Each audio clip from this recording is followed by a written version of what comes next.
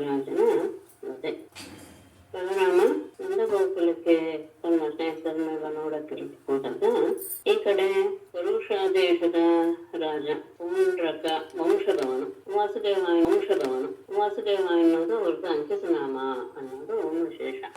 ಅವನು ತಾನೇ ವಾಸುದೇವ ಅಂತ ಭಾವಿಸ್ತಾ ಕೃಷ್ಣನ ಬಳಿಗೆ ಒಬ್ಬ ದೂತನನ್ನ ಕಳಿಸ್ತಾನೆ. ಅವನಿಗೆ ಆ ರೀತಿಯ ಭಾವ ಬರೋದಕ್ಕೆ ಕಾರಣ ಏನಂದ್ರೆ ಅವನ ದೇಶದ ಜನರು ಸಹ ಅವನ ಹಾಗೆ ಮೂರ್ಖರು. ಅವನು ಜಗತ್ತನ್ನ ರಕ್ಷಣೆ ಮಾಡೋದಕ್ಕೋಸ್ಕರ ನೀನೇ ಅವತಾರ ಮಾಡಿದೀಯಾ, ಮನುಷ್ಯರೂಪದಿಂದ ನೀನೇ ಅವತಾರ ಮಾಡಿದೀಯಾ ಅಂತ ಅವುಗಳೇ ಅವನ ತಲೆಯಲ್ಲಿ ಭ್ರಮೆಯನ್ನು ತುಂಬಿಸಿದ್ರು. ಹಾಗಾಗಿ ಅವನು ತಾನೇ ಅಚ್ಯುತ ಅಂತ ಭಾವಿಸ್ಕೊಂಡ್ಬಿಟ್ಟಿದ್ರು. ಹೇಗೆ ಆಟ ಆಡುವಾಗ ಹುಡುಗರು ಒಬ್ಬನ ರಾಜನಾಗಿ ಮಾಡಿಕೊಂಡು ಅವನೇ ರಾಜ ಅನ್ನುವ ರೀತಿಯ ವ್ಯವಹಾರ, ಹಾಗೆ ಈ ಜನರು ಸಹ ಪೌಂಡ್ರಕನನ್ನ ಭಗವಂತನ ವಾಸುದೇವ ಅಂತ ಮಾಡಿಬಿಟ್ಟಿದ್ರು. ಪೆದ್ದ ರಾಜನು ಸಹ ಅಷ್ಟೇ ಅನ್ಕೊಂಡು ಸುಮ್ಮನಿದ್ರು, ಒಳ್ಳೇದಾಗಿತ್ತು. ಕೃಷ್ಣನ ಹತ್ರ ದೂತನ್ನು ಕಳಿಸಿದ. ಆ ದೂತ ಕೃಷ್ಣನ ಹತ್ತಿರ ಬಂದು, ಸಭೆಯಲ್ಲಿ ಕುಳಿತಿದ್ದಂತಹ ಕೃಷ್ಣ ಹತ್ರ ಬಂದು ಅವನ ಸಂದೇಶವನ್ನು ಹೇಳ್ತಾನೆ. ಅವನ ಸಂದೇಶ ಅಂದ್ರೆ ಎಲ್ಲ ಜೀವಿಗಳ ಅನುಕಂಪೆಗೂ, ಜೀವಿಗಳ ಮೇಲಿರುವಂತಹ ದಯೆಯಿಂದ ಅವರನ್ನ ಅನುಗ್ರಹ ಮಾಡೋದಕ್ಕೋಸ್ಕರ ನಾನು ಅವತಾರ ಮಾಡಿದ್ದೀನಿ. ವಾಸುದೇವ ಅಂದ್ರೆ ನಾನೊಬ್ಬನೇ, ಇನ್ನೊಬ್ಬನಿಲ್ಲ. ನೀನು ಆ ವಾಸುದೇವ ಎನ್ನುವ ಆ ಹೆಸರನ್ನ ನೀನು ಬಿಟ್ಟು ಬಿಡಬೇಕು. ಅಷ್ಟೇ ಅಲ್ಲ, ನೀನು ಯದುವಂಶ ಹುಟ್ಟಿದೀಯಾ ಯಾದವ, ನನ್ನ ಚಿಹ್ನೆಗಳು ಶಂಖ ಚಕ್ರ ಇತ್ಯಾದಿ ಅದನ್ನೆಲ್ಲ ನೀನು ಮೌಢ್ಯದಿಂದ ನೆಲೆಸಿದೀಯಾ. ಅವುಗಳನ್ನು ಸಹ ಈಗಲೇ ಎಲ್ಲವನ್ನು ತ್ಯಾಗ ಮಾಡ್ಬಿಡು, ನನಗೆ ಶರಣಾಗು. ಇನ್ನೊಂದು ವೇಳೆ ನೀನು ಹೀಗೆ ಮಾಡ್ತಾ ಇದ್ರೆ ನನ್ನ ಜೊತೆ ಇದ್ದಕ್ಕಿಲ್ವಾ ಅಂತ ಸಂದೇಶವನ್ನು ಕಳಿಸಿದ. ಈ ರೀತಿಯಾದಂತಹ ಬಾಯಿಗೆ ಬಂದ ಸಂದೇಶದ ರೂಪದಲ್ಲಿ ಕಳಿಸಿದಂತಹ ಪೌಂಡ್ರಕನ ಮತ್ತೆ ತನ್ನ ಆತ್ಮ ಪ್ರಶಂಸೆ ಅವನು ಮಾಡ್ಕೊಂಡಿತ್ತು. ಇದನ್ನೆಲ್ಲ ಕೇಳಿ ಸಭೆಯಲ್ಲಿರುವಂತಹ ಉಗ್ರಸೇನ ರಾಜ ಮೊದಲಾದಂತಹ ಉಗ್ರಸೇನ ರಾಜಗಳು ಗಟ್ಟಿಯಾಗಿ ನಕ್ಕು ಬಿಡ್ತಾರೆ. ನಗು ಎಲ್ಲ ಮುಗಿದ ಮೇಲೆ ಕೃಷ್ಣ ದೂತನಿಗೆ ಹೇಳ್ತಾನೆ, ನೋಡಪ್ಪ, ನಿನ್ನ ರಾಜನಿಗೆ ಹೋಗಿ ಹೇಳು, ಯಾವುದೋ ಕೃತ್ರಿಮವಾದಂತಹ ಶಂಖಚಕ್ರ ಹಿಡಿದುಕೊಂಡು ನಿನ್ನನ್ನೇ ನೀನು ಹೋಳ್ಕೊಳ್ತಾ ಇದೀಯಾ, ಆ ಚಿಹ್ನೆಗಳನ್ನ ನಾನು ತ್ಯಜಿಸಬೇಕು ಅಂತ ಹೇಳಿದ್ಯಾ. ಆದ್ರೆ ಆ ಚಿಹ್ನೆಗಳನ್ನ ನೀನೇ ತ್ಯಜಿಸುವ ಹಾಗೆ ನಾನು ಮಾಡ್ತೇನೆ. ಯುದ್ಧದಲ್ಲಿ ನನ್ನಿಂದ ನೀನು ಹತನಾಗೆ ನಿನ್ನ ಪ್ರಶಂಸೆ ಮಾಡಿಕೊಳ್ಳುವಂತಹ ಈ ಬಾಯಿಯನ್ನ ಮುಚ್ಚಿಕೊಂಡು ಕಂಕ ಗೃಧ್ರ ವಟ ಇವುಗಳಿಂದ ಕೂಡಿದವನಾಗೆ ನಾಯಿಗಳಿಗೆ ನೀನು ಆಹಾರವಾಗಿ, ಅಂದ್ರೆ ನಾಯಿಗಳಿಗೆ ಶರಣಾಗಿ, ನಾಯಿಗಳಿಗೆ ಆಹಾರವಾಗಿ ರಣರಂಗದಲ್ಲಿ ಮಲಗ್ತೀಯ ಅಂತ ಹೋಗಿ ನೀನು ರಾಜನಿಗೆ ಹೇಳುವುದು. ದೂತ ಹಿಂತಿರುಗಿ ಬಂದು ಒಡೆಯನಿಗೆ ಎಲ್ಲವನ್ನೂ ಸಹ ತಿಳಿಸಿದ. ಅವನ ಜೊತೆಗೇನೆ ಕೃಷ್ಣನು ಸಹ ರಸವನ್ನೇರಿ ಜೊತೆಗೆ ಹಿಂದೇನೆ ಕಾಶಿನಗರದ ಕಡೆಗೆ ತೆರಳಿದ. ಯಾಕೆಂದ್ರೆ ಆ ಸಂದರ್ಭದಲ್ಲಿ ಅವನು ಕಾಶಿರಾಜನ ಜೊತೆಗೆ ಇದ್ದ ಪೌಂಡ್ರಕ ಎನ್ನುವಂತಹ ವಿಷಯ ಬರ್ತಾ ಇರ್ತಿದ್ದ. ಕೃಷ್ಣ ಇತರ ಒಂದು ಪ್ರಯತ್ನ ಬರ್ತಾ ಇದ್ದಾನೆ ಅನ್ನೋದು ಗೊತ್ತಾಗಿ ಮಹಾರಥನಾದಂತಹ ಪೌಂಡ್ರಕನು 2 ಅಕ್ಷೋಹಿಣಿಯನ್ನು ತೆಗೆದುಕೊಂಡು ತಕ್ಷಣ ನಗರದಿಂದ ಹೊರಬಂದ. ಅವನ ಸ್ನೇಹಿತನಾದ ಕಾಶಿರಾಜನು ಸಹ ಅವನಿಗೆ ರಕ್ಷಕನಾಗಿ ತಾನು 3 ಅಕ್ಷೋಹಿಣಿ ಸೇನೆಯನ್ನು ತಗೊಂಡು ಅವನ ಹಿಂದೆ ಬಂದ. ಕೃಷ್ಣ ಪೌಂಡ್ರಕನನ್ನು ನೋಡ್ತಾನೆ. ಪೌಂಡ್ರಕ ಹೇಗಿದ್ದಾನೆ? ಶಂಖ ಚಕ್ರ ಖಡ್ಗ ಗದೆ ಶಾಂಗಧನುಸ್ಸು ಶ್ರೀವತ್ಸ ಅಂದ್ರೆ ವಕ್ಷತ್ವದಲ್ಲಿ ಇದನ್ನೆಲ್ಲ ಧರಿಸಿದ್ದಾನೆ. ಕೌಶಲ್ಯದಿಂದ ಅಲಂಕೃತನಾಗಿದ್ದಾನೆ. ಪೀತಾಂಬರಗಳನ್ನು ಧರಿಸಿ ಅಲ್ಲದೆ ರಥದ ಮೇಲೆ ಗರುಡದ ಚಿಹ್ನೆಯೂ ಬೇರೆ ಇತ್ತು. ತಲೆಯ ಮೇಲೆ ಅಮೂಲ್ಯವಾದಂತಹ ಕಿರೀಟ ಇಟ್ಕೊಂಡಿದ್ದಾನೆ. ಕಿವಿಗಳಲ್ಲಿ ಮಕರಕುಂಡಲಗಳನ್ನು ಧರಿಸಿದ್ದಾನೆ. ಹೀಗೆ ಅವನು ನೋಡಿದಾಗ ತನ್ನಂತೆ ಕಾಣಬೇಕು ಅಂತ ಅವನು ವೇಷವನ್ನು ಧರಿಸಿರುವುದು ಎಲ್ರಿಗೂ ಗೊತ್ತಾಗೋ ಹಾಗೆ ಇತ್ತು. ಹೇಗೆ ರಂಗಸ್ಥಳಕ್ಕೆ ಬಂದಂತಹ ನಟ ಇದಾನೋ ಹಾಗೆ ಕಾಣ್ತಾ ಇದ್ದ ಪೌಂಡ್ರಕ ಅವನನ್ನು ನೋಡಿ ಕೃಷ್ಣ ಜೋರಾಗಿ ನಕ್ಕು ಬಿಟ್ಟ. ಆಗ ಈ ಕಡೆ ಶತ್ರುಗಳ ಕಡೆಯಿಂದ, ಪೌಂಡ್ರಕನ ಕಡೆಯಿಂದ ಸ್ಥೂಲ ಗದೆ ಪರಿಗ ಕತ್ತಿಯಲ್ಲೂ ಸಹ ದೃಷ್ಟಿ ತ್ರಾಸ ಸೋಮರ ಖಡ್ಗ ಎಲ್ಲ ರೀತಿಯ ಆಯುಧಗಳನ್ನು ಸಹ ಪರಮಾತ್ಮನ ಮೇಲೆ ಎಸೆಯೋದಕ್ಕೆ ಶುರು ಮಾಡಿದ್ರು. ಕೃಷ್ಣನು ಸಹ ಆನೆ, ತೇರು, ಕುದುರೆ, ಕಾಲಾಳು ಎನ್ನುವಂತಹ ಚತುರಂಗ ಬಲ ಇದರಿಂದ ಕೂಡಿದಂತಹ ಪೌಂಡ್ರಕ ಮತ್ತು ಕಾಶಿರಾಜ ಇಬ್ಬರ ಸೇನೆಯನ್ನು ಸಹ ತನ್ನ ಗದೆ ಖಡ್ಗ ಚಕ್ರ ಬಾಣಗಳಿಂದ ಪೂರ್ತಿಯಾಗಿ ಧ್ವಂಸ ಮಾಡಿಬಿಟ್ಟ. ಕಾಲಾಗ್ನಿ ಎಲ್ಲ ರೀತಿಯ ಜನರನ್ನು ನಾಶ ಮಾಡಿಬಿಡುತ್ತ. ಹಾಗೆ ಕೃಷ್ಣನ ಚಕ್ರದಿಂದ ಕತ್ತರಿಸಿದಂತಹ ಎಲ್ಲವನ್ನು ಕತ್ತರಿಸ್ಬಿಟ್ಟಿದೆ. ಅದು ಚಕ್ರಾಯುಧ ಯಾವುದೇ ಎಲ್ಲವನ್ನು ಅಂದ್ರೆ ಚತುರಂಗ ಬಲ, ರಥ, ಅಶ್ವ, ಗಜ, ಪದಾತಿ ಎಲ್ಲ ಅಷ್ಟೇ ಅಲ್ಲ, ಹೆಸರುಗತ್ತೆ, ಒಂಟೆ ಇವುಗಳಿಂದ ರಣಾಂಗಣ ಪ್ರಳಯ ಕಾಲದಲ್ಲಿ ಅತ್ಯಂತ ಭಯವನ್ನು ಉಂಟು ಮಾಡುವಂತಹ ಪರಮೇಶ್ವರನ ರುದ್ರನ ಕ್ರೀಡಾಸ್ಥಾನದ ಹಾಗೆ ಶೂರರಿಗೆಲ್ಲ ಒಂಥರ ಮುದವನ್ನೇ ಉಂಟು ಮಾಡ್ತು. ಯಾರಿಗೆ? ಶೂರರಾದವರಿಗೆ ಮುದವನ್ನು ಉಂಟು ಮಾಡುವ ರೀತಿಯಲ್ಲಿ ಆ ರಣಾಂಗಣ ಕಾಣುತ್ತೆ. ಬಳಿಕ ಕೃಷ್ಣ ಪೌಂಡ್ರಕನನ್ನ ಹೇಳ್ತಾನೆ, ಪೌಂಡ್ರಕ, ನೀನ್ ನನ್ನ ಹತ್ತಿರ ನಿನ್ನ ದೂತನನ್ನು ಕಳಿಸಿದ್ದೆ, ಏನ್ ಹೇಳಿದ್ದೆ? ನನ್ನ ಚಕ್ರಾದಿ ಆಯುಧಗಳನ್ನ ಧರಿಸಬೇಕು ಅಂತ. ಆಯ್ತು, ನಾನು ಅದನ್ನ ನಿನ್ನ ಮೇಲೆ ಧರಿಸ್ತೀನಿ ಅಂತ ಹೇಳಿ, ವಾಸುದೇವ ಎನ್ನುವ ನನ್ನ ಹೆಸರನ್ನ ನೀನು ಕೇವಲ ನಾಟಕಕ್ಕೋಸ್ಕರ ಇದೆಯಲ್ಲ, ಅದನ್ನು ಸಹ ನಾನು ನೀನು ಬಿಡುವ ಹಾಗೆ ಮಾಡ್ತೇನೆ. ಶರಣ ಬಾ ಅಂತ ಹೇಳುತ್ತೆಲ್ಲ, ನಿನ್ ಜೊತೆ ನನಗೆ ಯುದ್ಧ ಮಾಡಕ್ಕೆ ಆಗ್ಬಿಟ್ರೆ ನಾನು ನಿನಗೆ ಶರಣಾಗ್ತೇನೆ ಅಂತ ಅವನ ಮಾತನ್ನು ಅವನಿಗೆ ತಿಳಿಸಿ, ಹರಿತವಾದಂತಹ ಬಾಣಗಳಿಂದ ಪೌಂಡ್ರಕನ ರಥವನ್ನ ಚೂರು ಚೂರು ಮಾಡಿ ಅವನಲ್ಲಿ ದೇವೇಂದ್ರ ವಜ್ರಾಯುಧದಿಂದ ಪರ್ವತದ ಶಿಖರವನ್ನು ಹೇಗೆ ಕತ್ತರಿಸ್ತಾನೋ ಹಾಗೆ ಸುದರ್ಶನ ಚಕ್ರದಿಂದ ಪೌಂಡ್ರಕನ ತಲೆಯನ್ನ ಕತ್ತರಿಸಿ ಕೆಳಗೆ ಉಳಿಯುತ್ತಾನೆ. ಹಾಗೆಯೇ ಅದೇ ರೀತಿಯ ಹರಿತವಾದ ಶರಗಳಿಂದ ಬಾಣಗಳಿಂದ ಕಾಶಿರಾಜನ ತಲೆಯನ್ನು ಸಹ ದೇಹದಿಂದ ಬೇರೆ ಆಗುವ ಹಾಗೆ ಮಾಡಿ ಅದು ಗಾಳಿ ಅದನ್ನು ಎತ್ಕೊಂಡು ಹೋಗಿ ಕಾಶಿನಗರದ ಕಡೆ ಬೀಳುವ ಹಾಗೆ ಮಾಡಿದ. ಹೇಗೆ ಬಿರುಗಾಳಿ ತಾವರೆ ಮೊಗ್ಗವನ್ನು ಹಾರಿಸ್ಕೊಂಡು ಹೋಗುತ್ತೋ ಹಾಗೆ ಆ ದೇಹ, ಅವನ ತಲೆ, ಕಾಶಿರಾಜನ ತಲೆ ಹೋಗಿ ಕಾಶಿನಗರದಲ್ಲಿ ಬಿತ್ತು. ಯಾವಾಗಲೂ ಸಹ ಪರಮಾತ್ಮನ ಬಗ್ಗೆ ಅಸೂಯೆಯನ್ನು ಹೊಂದಿದ್ದಂತಹ ಪೌಂಡ್ರಕರಾಜನನ್ನ ಈ ರೀತಿಯಾಗಿ ನಾಶ ಮಾಡಿದಂತಹ ಕೃಷ್ಣ ಹಿಂತಿರುಗಿ ದ್ವಾರಕೆಗೆ ಬರ್ತಾನೆ. ಸಿದ್ಧರೆಲ್ಲರೂ ಆತನ ಮಹಿಮೆಯನ್ನು ಕೊಡ್ತಾ ಇದ್ದಾರೆ. ಇಲ್ಲಿ ಯದ್ಯಪಿ ಪೌಂಡ್ರಕ ಕೃಷ್ಣ ದ್ವೇಷಿ ಆದರೂ ಅವನು ನಿರಂತರವಾಗಿ ಪರಮಾತ್ಮನನ್ನೇ ಧ್ಯಾನ ಮಾಡ್ತಾ ಇದ್ದ. ವೇಷವನ್ನೂ ಧರಿಸಿಬಿಟ್ಟಿದ್ದರಿಂದ ಅವನ ಸ್ಮರಣೆಯಲ್ಲೇ ಇದ್ದಂತಹ ಪ್ರಯುಕ್ತ ಅವನ ಎಲ್ಲ ಕರ್ಮ ಬಂಧನಗಳನ್ನು ಪಡೆದುಕೊಂಡು ಭಗವಂತನಲ್ಲಿ ಲೀನನಾಗಿ ಬಿಟ್ಟ. ಬಹಳ ವಿಶೇಷವಾದ. ಈ ಕಡೆ ಕುಂಡಲ ಸಹಿತವಾದಂತಹ ಕಾಶಿರಾಜನ ತಿಳಿಸು ಅರಮನೆ ಬಾಗಿಲಲ್ಲಿ ಬಂದು ಬಿದ್ದಿದೆ. ಅದನ್ನ ನೋಡ್ತಾ ಗಮನಿಸ್ತಾ ಬಹಳ ಸಂಶಯವನ್ನು ಹೊಂದ್ತಾರೆ. ಕೊನೆಗೆ ಅದು ಕಾಶಿರಾಜನ ತಲೆ ಅನ್ನೋದು ಗೊತ್ತಾದ ಮೇಲೆ ಆತನ ರಾಣಿಯರು, ಮಕ್ಕಳು, ಬಂಧುವರೆಲ್ಲರೂ, ಅವರವರು ಎಲ್ಲರೂ ಬಂದು ದುಃಖ ಪಡ್ತಾರೆ. ಅವನ ಮಗ ಸುದಕ್ಷಿಣ ಎನ್ನುವನು ತನ್ನ ತಂದೆಯ ಮರಣದ ನಂತರ ಮಾಡುವ ಎಲ್ಲ ಕೆಲಸಗಳನ್ನು ಸಹ ಮುಗಿಸಿ ಅವನೊಂದು ತಂದೆಯನ್ನು ತಂದಂತ ನಾನು ಕೊಂದೆ ಹಾಕ್ಬೇಕು, ಅದರಿಂದಲೇ ನಾನು ನನ್ನ ತಂದೆಯ ಋಣದಿಂದ ನಾನು ಮುಕ್ತನಾಗ್ತೇನೆ ಅಂತ ನಿಶ್ಚಯ ಮಾಡಿ ತನ್ನ ಪುರೋಹಿತರ ಜೊತೆಗೆ ಬಹಳ ಏಕಾಗ್ರ ಚಿತ್ತದಿಂದ ಪರಮಾತ್ಮನಾದ ಶಿವನನ್ನ ಆರಾಧಿಸ್ತಾನೆ. ಅವಿಮುಕ್ತ ಕ್ಷೇತ್ರದಲ್ಲಿ ಆರಾಧಿತನಾದ ಪರಮಾತ್ಮ ಪರಮೇಶ್ವರ ಅವನಿಗೆ ಬಹಳ ಸಂತೋಷವಾಗಿ ಸುದಕ್ಷಿಣನನ್ನ ಹೇಳ್ತಾನೆ, ವರ ಕೇಳ್ಕೊ. ಸುದಕ್ಷಿಣ ಹೇಳ್ತಾನೆ, ನನ್ನ ತಂದೆಯನ್ನು ಕೊಂದಂತಹ ವ್ಯಕ್ತಿಯನ್ನು ನಾನು ಕೊಲ್ಲಬೇಕು, ಅದಕ್ಕೆ ಏನು ಬೇಕೋ ಅದನ್ನು ನನಗೆ ತಿಳಿಸ್ಕೊಡು, ಇದೇ ನನಗೆ ಬೇಕಾದಂತಹ ವರ, ಆ ಉಪಾಯವನ್ನು ಆಗ ಮಹೇಶ್ವರ ಹೇಳ್ತಾನೆ, ನೋಡು, ಇಷ್ಟಾರ್ಥವನ್ನೆಲ್ಲ ಸಲ್ಲಿಸುವಂಥದ್ದು, ಎಲ್ಲದರಲ್ಲೂ ಋತ್ವಿಜನಾಗಿರುವಂತಹದ್ದು ದಕ್ಷಿಣಾಗ್ನಿ. ಆ ದಕ್ಷಿಣಾಗ್ನಿಯನ್ನು ಈ ರೀತಿಯಾದ ಇಷ್ಟ ಅದನ್ನ ನೀನು ಬ್ರಾಹ್ಮಣರ ಜೊತೆಗೆ ಅಭಿಚಾರ ವಿಧಿಯಿಂದ, ಮಾರಣ ಹೋಮ ತಾಂತ್ರಿಕ ವಿಧಾನದಿಂದ ನೀನು ಆರಾಧನೆ ಮಾಡು. ಆಗ ಅದ್ಕೊಂಡು ನಿನ್ನ ಮನಸ್ಸಿನಲ್ಲಿ ಏನಿದೆಯೋ ಅದನ್ನ ಈಡೇರಿಸಿ ಕೊಡುತ್ತೆ. ಆದರೆ ಅದು ಬ್ರಹ್ಮದ್ವೇಷಿಯನ್ನು ಮಾತ್ರ ಕೊಲ್ಲುತ್ತೆ ಅನ್ನೋದು ಸಹ ತಿಳಿಸು. ಅಂದ್ರೆ ಅದಕ್ಕೆ ವಿರುದ್ಧವರನ್ನು, ಅಂದ್ರೆ ಬ್ರಹ್ಮದ್ವೇಷಿ ಅಲ್ಲದೆ ಇರೋರನ್ನ, ಬ್ರಾಹ್ಮಣರನ್ನ ಇಷ್ಟಪಡುವವರನ್ನ, ಗೌರವಿಸುವವರನ್ನ ಅದು ಕೊಳ್ಳೋದಿಲ್ಲ. ಅಷ್ಟೇ ಅಲ್ಲ, ಅದು ಹೊರಗೆ ಬಂದ ಮೇಲೆ ಅದು ತನ್ನ ಕೆಲಸ ಮಾಡ್ಲೇಬೇಕು. ಹಾಗೆ ನೀನು ಯಾರ ಮೇಲೆ ಪ್ರಯೋಗ ಮಾಡ್ತೀಯೋ ಅವನು ಬ್ರಹ್ಮದ್ವೇಷಿ ಅಲ್ಲ ಅಂತ ಆದರೆ ಅದು ಬಂದು ನಿನ್ನೆ ಹಾಳು ಮಾಡುತ್ತೆ ಅನ್ನುವಂತಹ ಸೂಚನೆಯೂ ಅದರಲ್ಲಿಯೇ ಇದೆ ಮಾತಿನಲ್ಲಿ.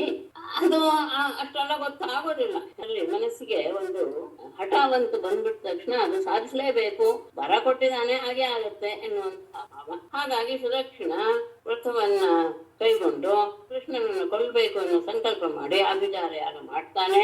ಆಗ ಯಜ್ಞಕುಂಡದಿಂದ ಅಗ್ನಿ ಅತ್ಯಂತ ಭಯಂಕರ ರೂಪವನ್ನು ತಾಳೆ ಶರೀರದೊಂದಿಗೆ ಮೇಲೆ ಹೇಳ್ತಾನೆ. ಆ ಅಭಿಚಾರ ಪುರುಷನಿಗೆ ಹೇಗಿದೆ, ಕಾಯಿಸಿದ ತಾಮ್ರದ ಹಾಗೆ ಕೆಂಪಾದ ಜಟೆ, ಗಡ್ಡ, ಮೀಸೆ ಎಲ್ಲ ಇದೆ. ಬೆಂಕಿಯ ಕೆಂಡದಂತೆ ಕಿಡಿಯನ್ನು ಉಗುಳ್ತಾ ಇರುವಂತಹ ಕಣ್ಣುಗಳು, ಕೋರೆದಾಡುಗಳಿಂದ ಉಗ್ರವಾದಂತಹ ಒಳ್ಳೆ ದೊಡ್ಡ ಗಡಾರಿಯಾಗಿರುವಂತಹ ಹುಬ್ಬುಗಳು, ಇದರಿಂದ ನೋಡೋದಕ್ಕೆ ಹೆದರಿಕೆಯನ್ನು ಉಂಟು ಮಾಡುವಂತಹ ಮುಖ. ದಿಗಂಬರನಾಗಿದ್ದಾನೆ. ನಾಲಿಗೆಯಿಂದ ತನ್ನ ಬಾಯಿಯ ತುದಿಯನ್ನು ಕಟವಾಯಿ ಅಂತ ಹೇಳ್ತಾರೆ ಭಗವಂತ. ಅದನ್ನ ಸವರ್ತಾ ಪ್ರಜ್ವಲಿಸುವಂತಹ ತ್ರಿಶೂಲವನ್ನ ಬೀಸ್ತಾ ತಾಳೆಯ ಮರದ ಆಗಿರುವಂತಹ ಕಾಲುಗಳನ್ನ ನೆಲಕ್ಕೆ ಅಪ್ಪಡಿಸಿ ನೆಲವನ್ನೆಲ್ಲ ಅದರುವ ಹಾಗೆ ಮಾಡಿ ಗಳಿಂದ ಕೂಡಿಗಳನ್ನಾಗಿ 10 ದಿಕ್ಕುಗಳನ್ನು ಸುಡುತ್ತಾ ದ್ವಾರಕೆಯ ಕಡೆಗೆ ಹಚ್ಚಿದ. ಹೀಗೆ ಓಡಿ ಬರ್ತಾ ಇರುವಂತಹ ಎಲ್ಲ ಕಡೆ ಸುಟ್ಕೊಂಡು ಪ್ರದೇಶವನ್ನೆಲ್ಲ ಸುತ್ತಿ ನಮ್ಮನ್ನ ದ್ವಾರಕಾ ನಗರಕ್ಕೆ ಬರ್ತಾ ಇರುವಂತಹ ಆ ವಿಚಾರ ಪುರುಷನ ನೋಡಿ ದ್ವಾರಕಾ ನಗರದ ಜನರು ಹೆದರು ಬಿಟ್ರು. ಕಾಡಲ್ಲಿ ಬೆಂಕಿ ಆದಾಗ ಹೇಗೆ ಜಿಂಕೆಗಳು ಹೆದರುತ್ತೋ ಹಾಗೆ ಎಲ್ಲರೂ ನಡಗಿಬಹುದು. ತಕ್ಷಣ ಅವರು ಕೃಷ್ಣನ ಹತ್ತಿರ ಬಂದು ಹೇಳ್ತಾರೆ. ಆ ಸಂದರ್ಭದಲ್ಲಿ ಸಭೆಯಲ್ಲಿ ಪಗಡೆ ಆಡ್ತಾ ಇದ್ದಾನೆ ಕೃಷ್ಣ. 3 ಲೋಕಕ್ಕೂ ಒಡೆಯ ನೀನು, ನಮ್ಮ ನಗರವನ್ನು ಅಗ್ನಿ ಸುಡ್ತಾ ಇದೆ, ನಮ್ಮನ್ನು ರಕ್ಷಣೆ ಮಾಡುವಂತ ಅವರ ಆತಂಕ ಮತ್ತು ಅವರ ಭಯವನ್ನು ನೋಡಿ ಶರಣಾಗತ ರಕ್ಷಕನಾದಂತಹ ಪರಮಾತ್ಮ ನಕ್ಕು ಹೇಳ್ತಾನೆ, ಯಾರು ಹೆದರಬೇಡಿ, ನಾನು ತಗೊಳ್ತೇನೆ. ಆ ವಿಚಾರ ಪುರುಷ ಯಾರು ಎನ್ನುವುದು ಅವನಿಗೆ ಗೊತ್ತಾಯ್ತು. ಯಾಕೆ ಅಂದ್ರೆ ಎಲ್ಲರ ಒಳಗೆ ಹೊರಗೆ ಸಾಕ್ಷಿಯಾಗಿರುವಂತಹ ಪರಮಾತ್ಮನಿಗೆ ಅದು ಮಹೇಶ್ವರನ ಸಂಬಂಧಿಯಾದಂತಹ ಒಂದು ಕೃತ್ಯದೇವ ಗೊತ್ತಾಗಿ ಅದನ್ನು ನಾಶ ಮಾಡೋದಕ್ಕೆ ತನ್ನ ಹತ್ತಿರವಿರುವಂತಹ ಚಕ್ರಕ್ಕೆ ಆಜ್ಞೆ. ಮುಕುಂದನ ಅಸ್ತ್ರ ಸುದರ್ಶನ ಚಕ್ರ ಕೋಟಿ ಸೂರ್ಯರ ಹಾಗೆ ಬೆಳಗುತ್ತಾ ಪ್ರಳಯ ಕಾಲಾಗ್ನಿಯ ಹಾಗೆ ಚಿಕ್ಕಿದ್ದನ್ನೆಲ್ಲ ಭಸ ಮಾಡ್ತಾ ತನ್ನ ತೇಜಸ್ಸಿನಿಂದ ಆಕಾಶ ದಿಕ್ಕು ಭೂಮಿ ಅಂತರಿಕ್ಷ ಎಲ್ಲವನ್ನು ವ್ಯಾಪಿಸಿ ಪುರುಷನಾದ ಅಗ್ನಿಪುರುಷನನ್ನ ಆಕ್ರಮಿಸಿ ಕೃಷ್ಣನ ಚಕ್ರದ ತೇಜಸ್ಸಿನಿಂದಲೇ ಇದು ತನ್ನ ತೇಜಸ್ಸನ್ನು ಕಳ್ಕೊಂಡ್ಬಿಡ್ತು. ಯಾವುದೋ ಆಜ್ಞೆ ಸೋತ್ ಹೋದಂತಹ ಅದು ಮುಖಾತಿರುಗಿಸಿ ಹಿಂದಕ್ಕೆ ಬರಕ್ ಶುರುವಾಯ್ತು. ನೇರವಾಗಿ ಘಾಟಿಗೆ ಬಂದು ಅಲ್ಲಿ ಪುರೋಹಿತರ ಜೊತೆಗೆ ಸುದಕ್ಷಿಣನನ್ನು ಸಹ ಸುಟ್ಟು ರೂಢಿ ಮಾಡಿಬಿಟ್ಟು ಹೀಗೆ ತಾನೇ ಮಾಡಿದಂತಹ ವಿಚಾರಕ್ಕೆ ಅವನೇ ಆಹುತಿ ಆಗ್ಬಿಟ್ಟ. ಅಷ್ಟಕ್ಕೆ ನಿಲ್ಲಿಲ್ಲ ಸುದರ್ಶನ ಚಕ್ರ. ಕಾಶಿಗೆ ಹೋಗಿ ಅಲ್ಲಿರುವಂತಹ ಎಲ್ಲ ವಸ್ತುಗಳು ಸಭಾನಂತರ ಅಂಗಡಿ, ಗೋಪುರ, ಉಪ್ಪರಿಗೆ, ಕೊಟ್ಟಿಗೆ, ಭಂಡಾರ, ಗಜಶಾಲೆ, ಅಕ್ಷಶಾಲೆ, ಅಕ್ಷಶಾಲೆ, ಓಜನ ಶಾಲೆ ಎಲ್ಲದರಿಂದ ಕೂಡಿದಂತಹ ವಾರಾಣಸಿ ನಗರವನ್ನು ಪೂರ್ಣವಾಗಿ ಸುಟ್ಟು ಹಾಕಿ ಪವಿತ್ರನಾದಂತಹ ಕೃಷ್ಣನ ಬಳಿಗೆ ಬಂದು ನಿಂತ್ಕೊಂಡು ಇಂತಹ ಪರಮಾತ್ಮನ ಮಹಿಮೆ ಇರುವಂತಹ ಈ ವಿಷಯವನ್ನ ಕಥೆಯನ್ನ ಯಾರು ಇನ್ನೊಬ್ಬರಿಗೆ ಹೇಳ್ತಾರೋ, ಯಾರು ಸಾವಧಾನವಾಗಿ ಕೇಳ್ತಾರೋ ಅವರು ಎಲ್ಲ ರೀತಿಯ ಸಹ ಮುಕ್ತರಾಗ್ತಾರೆ ಅಂತ. ಆದ್ಮೇಲೆ ಈ ಪರೀಕ್ಷಿತನಿಗೆ ಮತ್ತೆ ಬಲರಾಮನ ವಿಷಯ ಸ್ವಲ್ಪ ಬೇಕು ಅಂತ. ರಾಜೋವಾಚ ಭೂಯೋಹಂ ಶ್ರೋತುಮಿಚ್ಛಾಮಿ ರಾಮಸ್ಯ ಅದ್ಭುತ ಕರ್ಮಣಃ ಅನಂತಸ್ಯ ಪ್ರಮೇಯಸ್ಯ ಯದನ್ಯತ್ ಕೃತವಾನ್ ಪ್ರಭುಃ. ಅದ್ಭುತ ಕರ್ಮಣಃ ರಾಮಸ್ಯ ಅನಂತಸ್ಯ ಅಪ್ರಮೇಯಸ್ಯ ಕಾರ್ಯಂ ಅಂತ ಇಟ್ಕೊಳ್ಬೇಕು. ಯತ್ ಅನ್ಯತ್ ಬೇಡ ಕಾರ್ಯಂ ಅಹಂ ಭೂಯಃ ಶ್ರೋತುಮಿಚ್ಛಾಮಿ ಪ್ರಭುಃ ಯತ್ ಅನ್ಯತ್ ಕೃತವಾನ್. ಹಾಗೆ ಹೇಳ್ಬೇಕಾಗುತ್ತೆ. ಭೂಯಃ ಅಹಂ ಶ್ರೋತುಮಿಚ್ಛಾಮಿ ಯಾಕಂದ್ರೆ ಅದ್ಭುತ ಕರ್ಮಣಃ ಎಲ್ಲರಿಗೂ ಸಹ ಆಶ್ಚರ್ಯವನ್ನು ಮಾಡುವಂತಹ ಕೆಲಸವನ್ನು ಮಾಡುವ ರಾಮಸ್ಯ ಬಲರಾಮನ ಮತ್ತು ಅವನೇನು ಅನಂತಸ್ಯ ಅಪ್ರಮೇಯಸ್ಯ ಅನಂತನಾದ ಅಪ್ರಮೇಯನಾದಂತಹ ಅವನ ಕಾರ್ಯವನ್ನ ಅಹಂ ನಾನು ಭೂಯಃ ಮತ್ತೆ ಶ್ರೋತುಮಿಚ್ಛಾಮಿ ಕೇಳೋದಕ್ಕೆ ಇಷ್ಟಪಡ್ತೇನೆ. ಪ್ರಭು ಒಡೆಯನಾದಂತಹ ಬಲರಾಮ ಯತ್ ಅನ್ಯತ್ ಯಾವ ಈ ಸಾಹಸ ಕಾರ್ಯಗಳನ್ನು ಮಾಡಿದ ಎನ್ನುವುದನ್ನ ನನಗೆ ತಿಳಿಸಿ. ಶ್ರೀ ಶುಭವಾಚ ನರಕಸ್ಯ ಸತ್ಥಾಯ ಕಶ್ಚಿತ್ ದ್ವಿವಿಧೋ ನಾಮ ಮಾನರಃ ಸುಗ್ರೀವ ಸಚಿವಸ್ಸೋತ ಭ್ರಾತಾ ಮೈಂದಸ್ಯ ವೀರ್ಯಮಾನ. ಆಗ ಶ್ರೀ ಶುಕರು ಹೇಳಕ್ ಶುರು ಮಾಡ್ತಾರೆ. ದ್ವಿವಿಧ ಹೇಳಿದೀರ ಅಂತ ಹೇಳ್ಕೊಳ್ತಾನೆ. ಮೈಂದ ವೇದ ಅಂತ ರಾಮಾಯಣದಲ್ಲಿದ್ದಂತಹ ಕಪಿಗಳು ಅವರು ಹೇಳ್ತಾರೆ. ಕಶ್ಚಿತ್ ದ್ವಿವಿಧ ನಾಮ ವಾನರಃ ನರಕಸ್ಯ ಸಖಾ ಸಹ ಸುಗ್ರೀವ ಸಚಿವಃ ಅಥ ಭ್ರಾತಾ ಮೈಂದಸ್ಯ ವೀರ್ಯವಾನ್. ಕಶ್ಚಿತ್ ದ್ವಿವಿಧ ನಾಮ ವಾನರಃ ಒಬ್ಬ ದ್ವಿವಿಧ ಎನ್ನುವಂತಹ ಒಬ್ಬ ಕಪಿ, ಅವನು ನರಕಸ್ಯ ಸಖ ನರಕಾಸುರನ ಸ್ನೇಹಿತ. ಅವನು ಸಹ ಅವನು ಅಲ್ಲದೆ ಸುಗ್ರೀವ ಸಚಿವ ಸುಗ್ರೀವನ ಮಂತ್ರಿಯೂ ಆಗಿದ್ದ. ಅವನ ಮತ್ತೆ ಮೈಂದಸ್ಯ ವೀರ್ಯವಾನ್ ಭ್ರಾತ ಮೈಂದ ಎನ್ನುವಂತಹವನ ಪರಾಕ್ರಮಶಾಲಿಯಾದಂತಹ ಸಹೋದರನು. ದ್ವಿವಿಧ ಎನ್ನುವಂತಹ ಒಬ್ಬ ವಾನರ, ಅವನ ನರಕಾಸುರನಿಗೆ ಅತ್ಯಂತ ಪ್ರೀತಿಪಾತ್ರನಾದಂತಹ ಗೆಳೆಯನಾಗಿದ್ದ. ಹಿಂದೆ ಅವನು ಸುಗ್ರೀವನಿಗೆ ಮಂತ್ರಿಯಾಗಿದ್ದ, ಮಹಿಂದನ ಸಹೋದರನು. ಅವನಿಗೆ ನರಕಾಸುರ ಸತ್ತೋದ, ಸಂಹಾರ ಮಾಡ್ಬಿಟ್ಟ ಕೃಷ್ಣ ಅಂತ ಕೇಳಿದ್ಮೇಲೆ ಸಖ್ಯು ಸಹ ಪಚಟಿಂ ಕುರ್ವನ್ ವಾನರೋ ರಾಷ್ಟ್ರ ವಿಪ್ಲವಂ ಪುರಗ್ರಾಮಾಕರಾನ್ ಕೋಶಾನ್ ಅದಹತ್ ವನ್ಯಂ ಉತ್ಸೃಜನ್. ಅವನು 10,000 ಆನೆಗಳ ಬಲವನ್ನು ಹೊಂದಿದ್ದಂತೆ. ಮುಂದೆ ಯುದ್ಧ ಮಾಡುವಾಗ ಗೊತ್ತಾಗುತ್ತೆ ಅವನ ಪರಾಕ್ರಮ ಎಂತದ್ದು, ಅಷ್ಟು ಸಾಮರ್ಥ್ಯ ಇರುವಂತಹ ವ್ಯಕ್ತಿಯು. ಸಹ ಸಖ್ಯು ಅಪಚಿತಿಂ ಸಹ ವಾನರಃ ಸಖ್ಯು ಅಪಚಿತಿಂ ಕುರ್ವನ್ ಪುರಗ್ರಾಮಾಕರಾನ್ ಕೋಶಾನ್ ವನ್ಯಂ ಉತ್ಸೃಜನ್ ಅದಹತ್. ಬಿಟ್ಟಲ್ಲ. ಸಹ ವಾನರಃ ಸಖ್ಯು ಅಪಚಿತಿಂ ಕುರ್ವನ್ ರಾಷ್ಟ್ರ ವಿಪ್ಲವಂ ಪುರಗ್ರಾಮಾಕರಾನ್ ಘೋಷಾನ್ ವನ್ಯಂ ಉತ್ಸೃಜನ್ ಅದಹತ್. ಸಹ ವಾನರಃ ದ್ವಿವಿಧನೆಂಬ ವಾನರನು ಸಖ್ಯ ಅಪಚಿತಿಂ ಕುರ್ವನ್ ತನ್ನ ಸ್ನೇಹಿತನ ಋಣವನ್ನ ತೀರಿಸಬೇಕು ಅಂತ ಭಾವಿಸಿ ರಾಷ್ಟ್ರ ವಿಪ್ಲವಂ ದೇಶದಲ್ಲೆಲ್ಲ ಎಲ್ಲ ಕಡೆ ತೊಂದರೆಯನ್ನು ಉಂಟು ಮಾಡಬೇಕು ಅಂತ ಭಾವಿಸಿ ಪುರಗ್ರಾಮ ಆಕರಾನ್ ಆ ಪಟ್ಟಣಗಳು, ನಗರಗಳು, ಹಳ್ಳಿಗಳು ಇವುಗಳನ್ನ ಗಣಿಗಳು ವಾಸವೆಂದ್ರೆ ಆಕರಾನ್ ಅಂದ್ರೆ ಗಣಿಗಳಿರುವಂತಹ ಪ್ರದೇಶ, ಸಂಪದ್ಭರಿತವಾದಂತಹ ಪ್ರದೇಶಗಳನ್ನು, ಘೋಷಾನ ಗೋಪಾಲಕರ ಹಳ್ಳಿಗಳನ್ನು ಸಹ ಬನ್ನಿ ಮುತ್ಸೃಜನ್ ಎಲ್ಲ ಕಡೆ ಅಗ್ನಿಯನ್ನ ಹಾಕ್ತಾ ಅದಹತ್ ಸುಟ್ಟು ಹಾಕೋದಕ್ಕೆ ಶುರು ಮಾಡಿದ. ಮಿತ್ರನಾದ ನರಕಾಸುರನ ಋಣವನ್ನು ತೀರಿಸಬೇಕು ಅಂತ ಭಾವಿಸಿದ ಆ ದೇವ ರಾಷ್ಟ್ರನಾಶವನ್ನು ಮಾಡುವುದಕ್ಕೆ ಸಿದ್ಧನಾಗಿ ನಗರಗಳನ್ನ, ಗ್ರಾಮಗಳನ್ನ, ಗೋಕುಲಗಳನ್ನ ಎಲ್ಲವನ್ನೂ ಸಹ ಬೆಂಕಿ ಇಟ್ಟು ಸುಡ್ತಾ ಇದ್ದ. ಅಷ್ಟೇ ಅಲ್ಲ, ಕ್ವಚಿತ್ ಶೈಲಾನ್ ಉತ್ಪಾಟ್ಯ ತೈಃ ದೇಶಾನ್ ಸಮಚೂರ್ಣಯತ್ ಅನರ್ಥಾನ್ ಸುತರಾಮೇವ ಯತ್ರಾಸ್ತೆ ಮಿತ್ರಃ ಹರಿಃ. ವಿಶೇಷವಾಗಿ ಅವನು ವಾಸ ಮಾಡ್ತಾ ಇರುವಂತಹ ಅನರ್ಥ ದೇಶದ ಹತ್ತಿರವೇ ಬಂದು ಎಲ್ಲ ತೊಂದರೆಯನ್ನು ಮಾಡ್ತಾ ಇದ್ದ.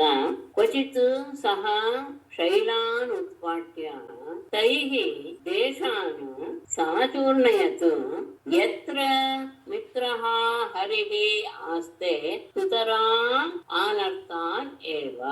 ಕ್ವಚಿತ್ ಕೆಲವೊಮ್ಮೆ ಸಹ ಅವನು ಶೈಲಾನ್ ಉತ್ಪಾಟ್ಯ ದೊಡ್ಡ ದೊಡ್ಡ ಪರ್ವತಗಳನ್ನೆಲ್ಲ ಕಿತ್ತು ತೈಃ ಆ ಪರ್ವತದಿಂದಲೇ ದೇಶಾನ್ ಅದನ್ನ ದೇಶಗಳ ಮೇಲೆ ಎಲ್ಲ ಕಡೆ ಅಂದ್ರೆ ಪ್ರದೇಶದ ಗ್ರಾಮ, ಪಟ್ಟಣ ಎಲ್ಲದರ ಮೇಲೆ ಹಾಕಿ ಸಮಚೂರ್ಣಯತ್ತು ಅದೆಲ್ಲವನ್ನು ಸಹ ತುಂಡು ಮಾಡ್ಬಿಡ್ತಿದ್ದ.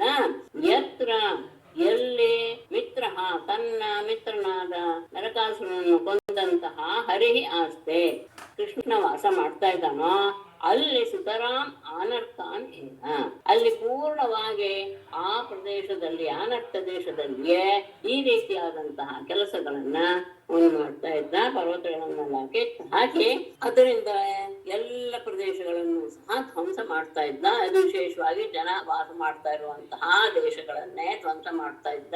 ಕೃಷ್ಣ ವಾಸ ಮಾಡ್ತಾ ಇದ್ದಂತಹ ಅನರ್ಥ ದೇಶದಲ್ಲಿ ಅವನ ಆ ತೊಂದರೆ ಬಹಳ ಅತಿಯಾಗಿ ಹೋಗಿತ್ತು.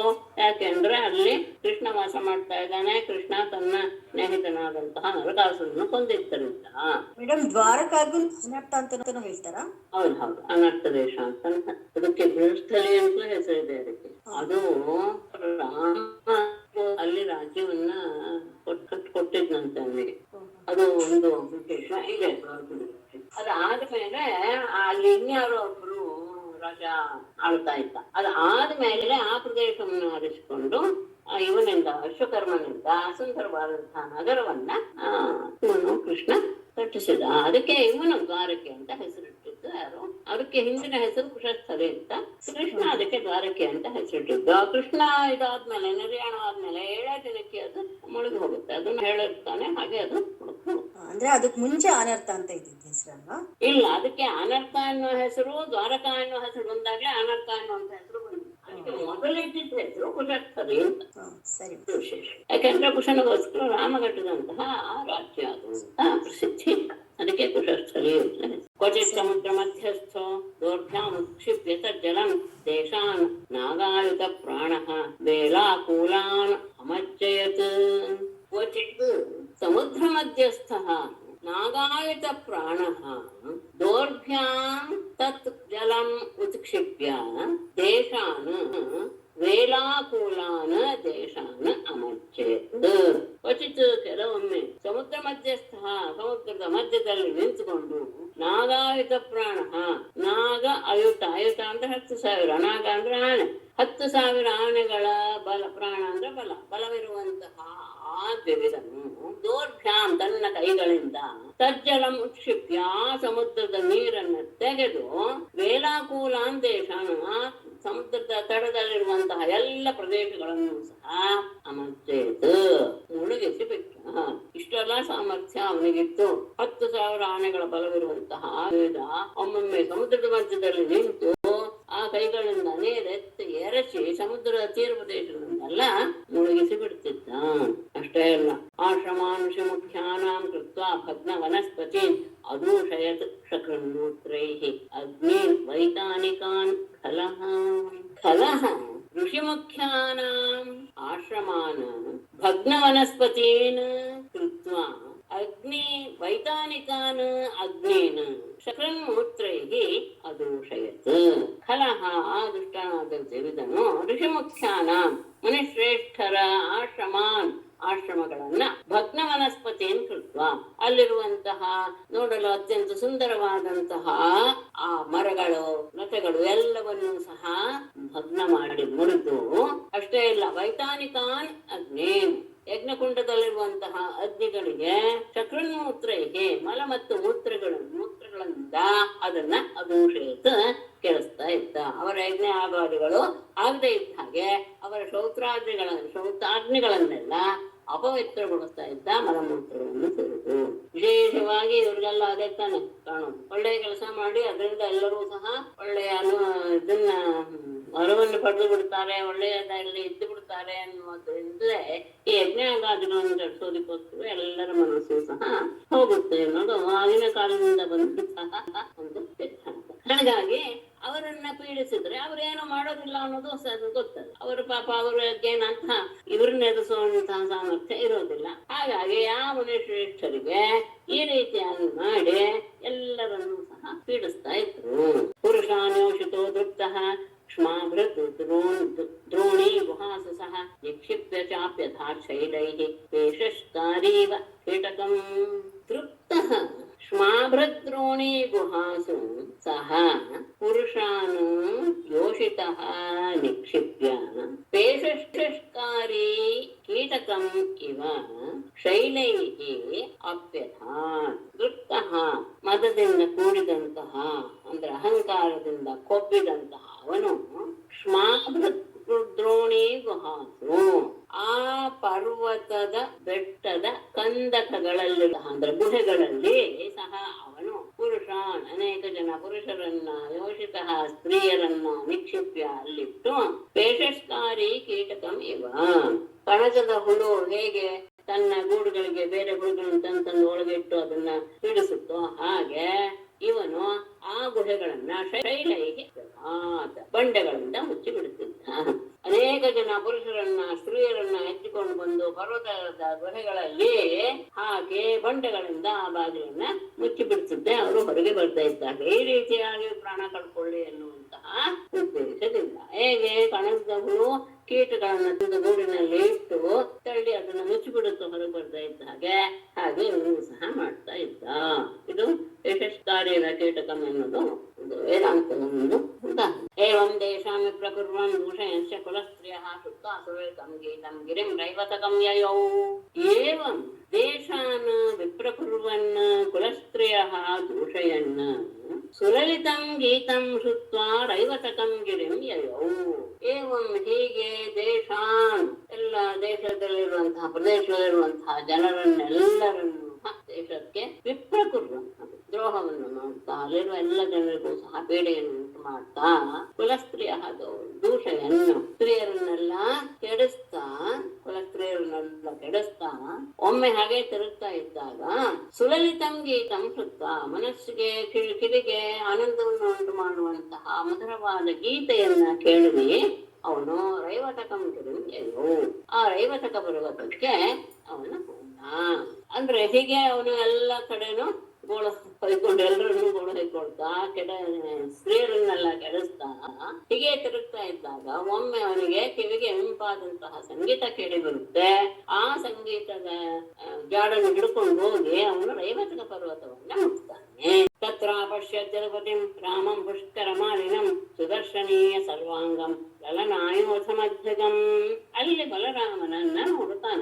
ತತ್ರ ಯದುಪತಿಂ ಪುಷ್ಕರ ಮಾಲಿನಂ ಸುದರ್ಶನೀಯ ಸರ್ವಾಂಗಂ ಲಲನಾಯೋಧ ಮಧ್ಯಗಂ ರಾಮಂ ಅಪಶ್ಯತ್.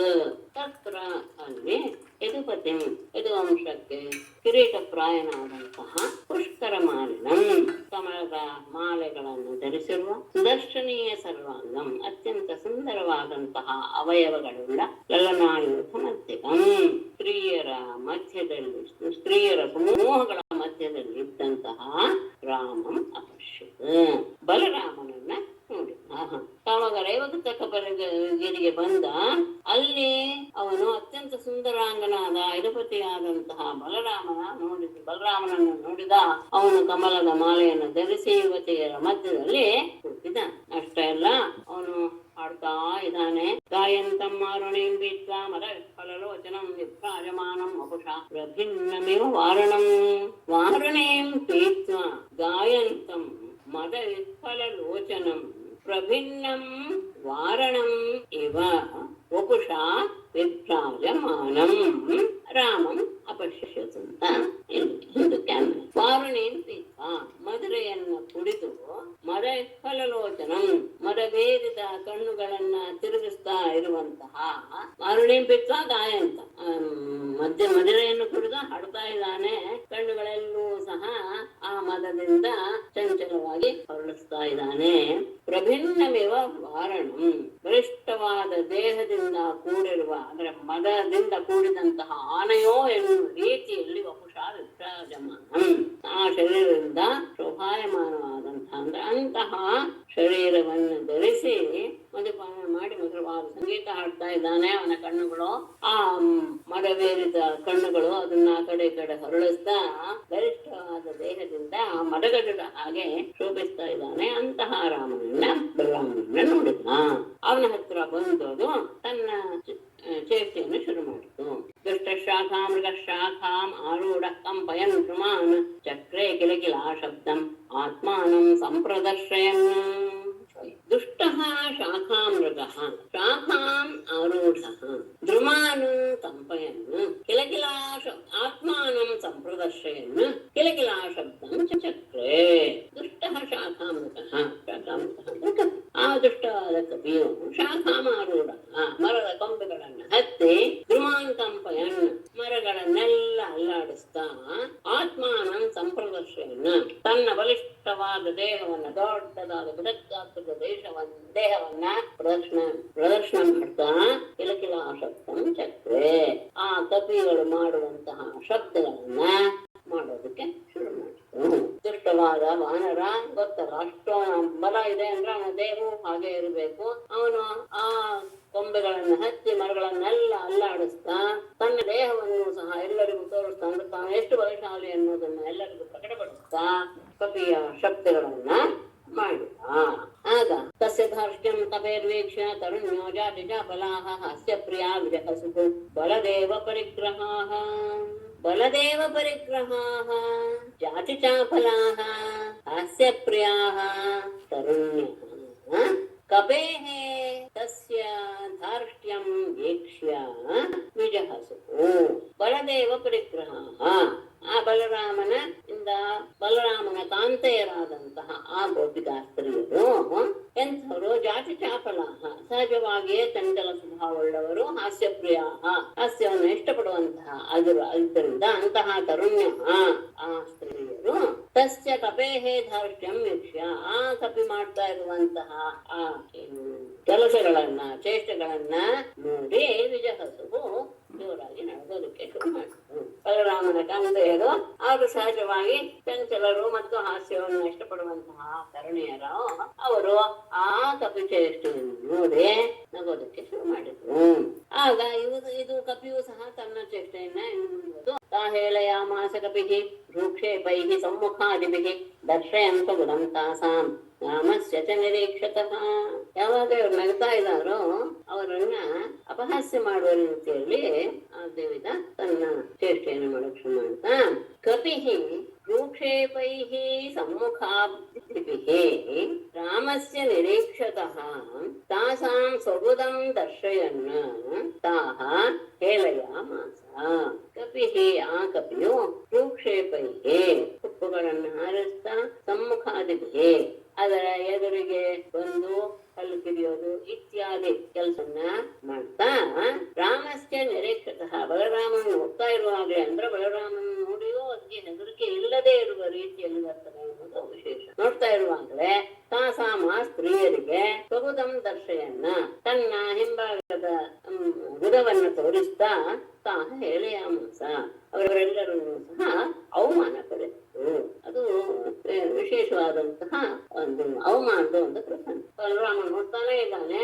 ಹಾಗೆ ಅವ್ರು ಯಾವಾಗ ನಗ್ತಾ ಇದ್ದಾರೋ ಅವರು ಮುಂದೆ ಹೋಗಿ ತನ್ನ ಎಲ್ಲಾ ಕಪಿಚೇಷ್ಟೆಗಳನ್ನು ಮಾಡ್ತಾ ತನ್ನ ಹಿಂಭಾಗವನ್ನು ಅವರಿಗೆ ತೋರಿಸ್ತಾ ಅವಮಾನ ಮಾಡ್ತಾ ಇದ್ದ.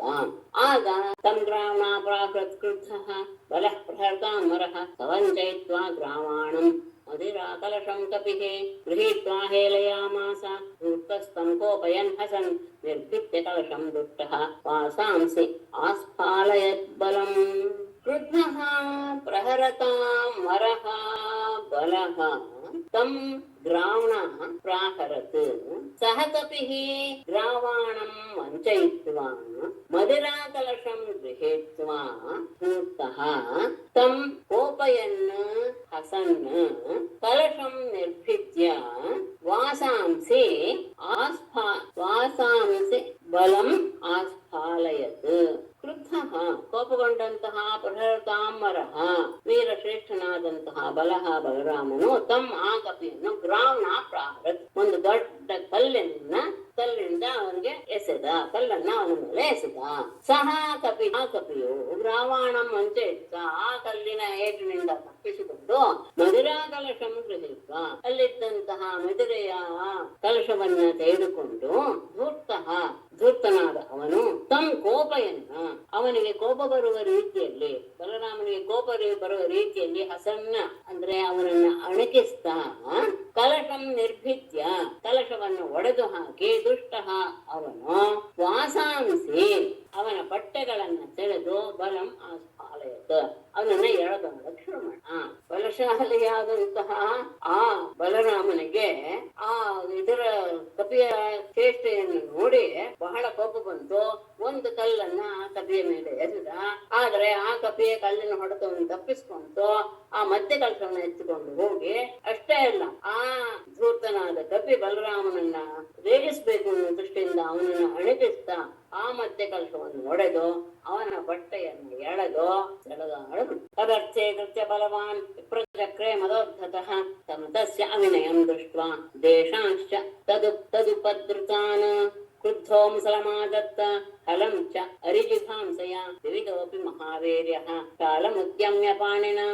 ಬಲವಾನ್ ಮದೋದ್ಧತಃ ಕದರ್ಥೀಕೃತ್ಯ ವಿಪ್ರಚಕ್ರೆ ತಸ್ಯ ತಂ ಅವಿನಯಂ ದೃಷ್ಟ್ವಾ ತದುಪದ್ರುತಾನ್ ದೇಶಾಂಶ್ಚ ದೃಷ್ಟ್ವಾ ಕ್ರುದ್ಧಃ ಅರಿಜಿಘಾಂಸಯ ಮುಸಲಂ ಹಲಂ ಚ ಆದತ್ತ ದ್ವಿವಿಧಃ ಮಹಾವೀರ್ಯಃ ದ್ವಿವಿಧಃ ಅಪಿ ಪಾಣಿನಾ ಶಾಲಂ ಉದ್ಯಮ್ಯ.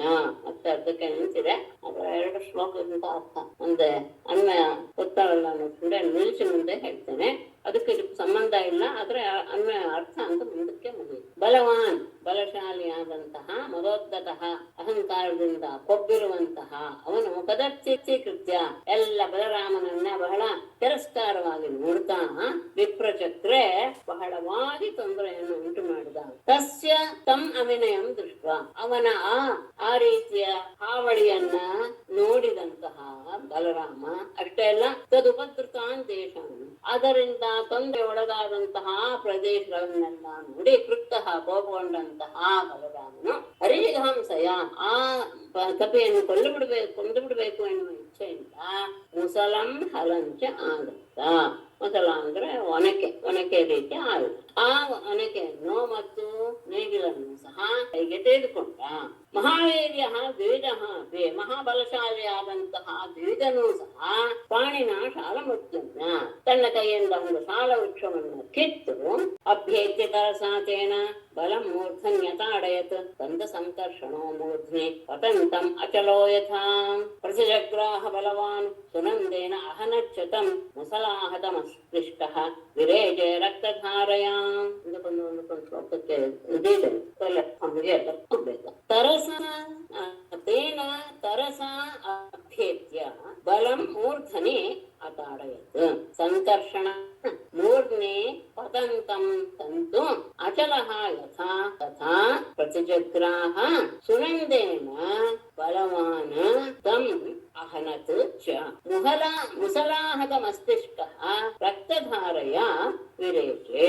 ಕೈಯಲ್ಲಿ ಶಾಲ ವೃಕ್ಷವನ್ನು ಹಿಡಿದುಕೊಂಡು ಬಂದ ಆ ಧ್ರುವ ತೇನ ಅದರಿಂದ ತರಸ ವೇಗದಿಂದ ಅಭ್ಯತ್ಯ ಅದನ್ನು ಕೈಯಲ್ಲಿ ಹಿಡಿದುಕೊಂಡು ಅವನ ಹತ್ತಿರ ಬಂದು ಬಲರಾಮನನ್ನು ಮೂರ್ಧನಿ ತಲೆಯಲ್ಲಿ ಆ ತಾಡಯತ್ತು ಪ್ರಹಾರ ಮಾಡಿದ. ಆಗ ಸಂಕರ್ಷಣ ಬಲರಾಮನು ಮೂರ್ಧ್ನಿ ಪತಂತಂ ತಂ ತಲೆಯ ಮೇಲೆ ಬೀಳ್ತಾ ಇರುವಂತಹ ಅದನ್ನ ಅಚಲಹ ಯಥ ಪರ್ವತ ಹೇಗೆ ಅಲ್ಲಾಡದೆ ನಿಂತಿರುತ್ತೋ ಯಾವುದೇ ಮೇಲೆ ಬಿಟ್ಟರು ಆ ರೀತಿಯಾಗಿ ಅದನ್ನ ಪ್ರತಿಜಗ್ರಾಹ ತನ್ನ ತಲೆಯ ಮೇಲೆ ಅದನ್ನ ಬೀಳ್ತಾ ಇರೋದನ್ನ ಹಾಗೆ ಹಿಡಿದುಕೊಂಡ. ಅಷ್ಟೇ ಅಲ್ಲ ಸುನಂದ ಎನ್ನುವುದು ಮುಸಲಾಯುಧದ ಹೆಸರು. ಆ ಸುನಂದ ಎನ್ನುವಂತಹ ಮುಸಲಾಯುಧದಿಂದ ತಂ ಅಹನಚ್ಚ ಆ ದುರ್ಯೋಧನನ್ನ ಹೊಡೆದ. ಮುಸಲಾಹತ ಮಸ್ತಿಷ್ಕ ಆ ಮುಸಲಾಯುಧದಿಂದ ಒಡೆಯಲ್ಪಟ್ಟ ತಲೆಯುಳ್ಳಂತಹ ಆ ರಕ್ತಧಾರೆಯ ವಿರೇಚೆ ರಕ್ತಧಾರೆ ತಲೆ ಮೇಲೆ ಹೊಡೆದ ತಕ್ಷಣ ತಲೆಯಿಂದ ರಕ್ತ ಧಾರೆಯಾಗಿ ಸುರಿತಾ ಇದೆ. ಹೇಗೆ ಕಾಣಿಸ್ತಾ ಇದ್ದ?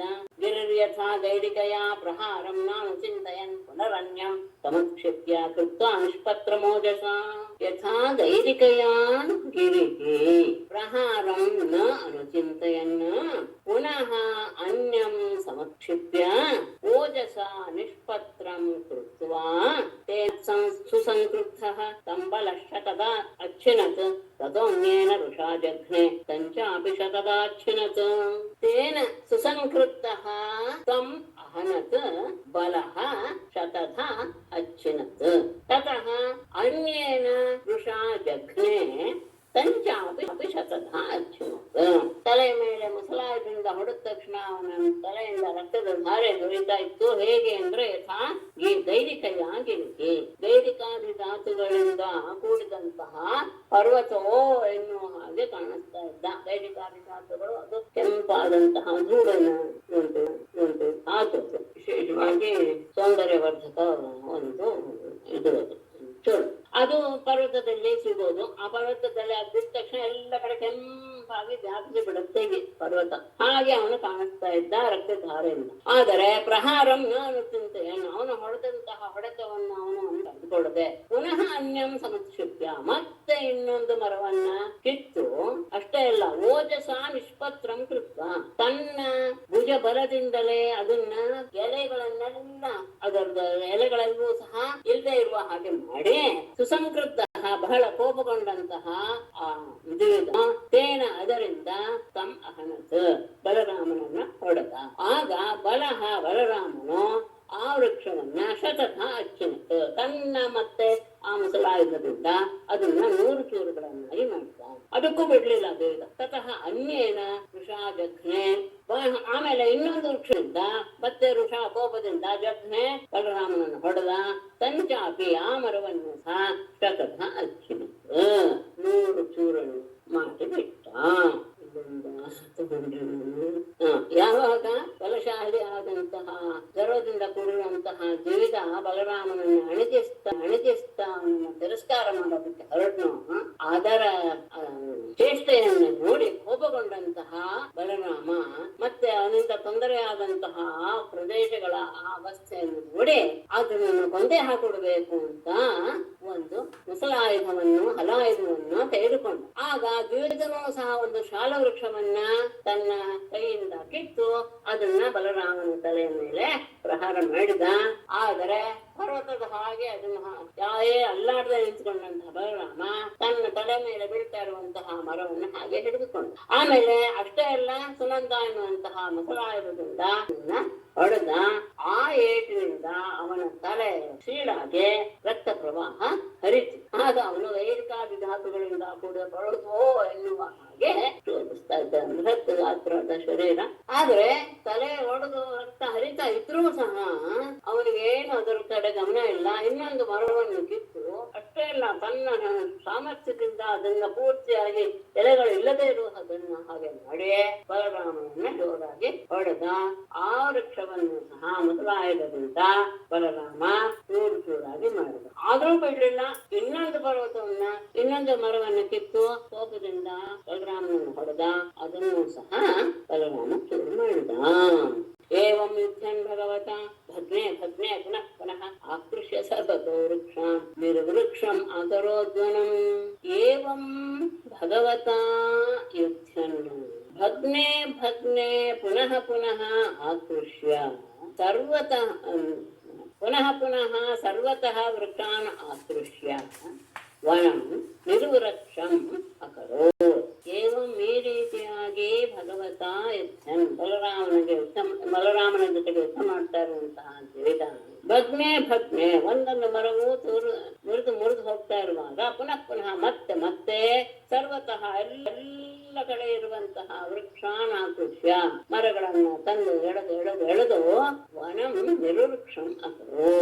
ಆ ಕಾಡು ಮರವೇ ಇಲ್ಲದೆ ಇರುವಾಗ ಆಗೋಯ್ತು. ಒಂದು ಮರ ಮುರಿತಾ ಇದ್ದಾಗ ಇನ್ನೊಂದು ಮರ, ಈಗ ನಮ್ಗೆ ಎಲ್ಲ ದಿಕ್ಕಿನಲ್ಲಿ ಇರುವಂತಹ ಮರಗಳನ್ನು ತಂದು ಬಲರಾಮನ ಮೇಲೆ ಹಾಕ್ತಾನೆ ಇದ್ದಾನೆ. ಇವನು ಅದನ್ನ ಪುಡಿ ಮಾಡ್ತಾನೇ ಇದ್ದಾನೆ. ಹೀಗೆ ಹಾಗೆ ಅಲ್ಲಿರುವಂತಹ ಕಾಡಿನಲ್ಲಿ ಮರವೇ ಇಲ್ಲದೆ ಇರುವ ಹಾಗೆ ಆಗಿಬಿಡ್ತು.